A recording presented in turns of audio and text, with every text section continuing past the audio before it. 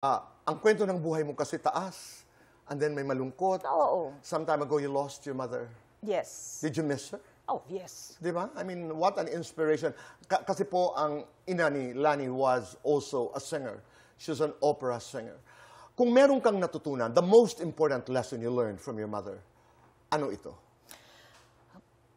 Kasi yung mom ko, no, somehow para siya yung naging breadwinner because yung dad namin, nag-retire siya.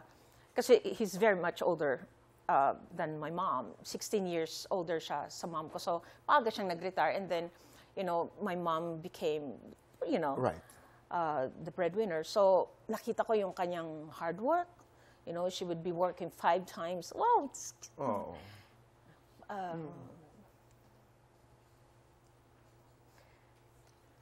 As an artist, anong natutunan mo sa kanya? Alam mo, hindi siya ganun ka-outspoken, eh, no?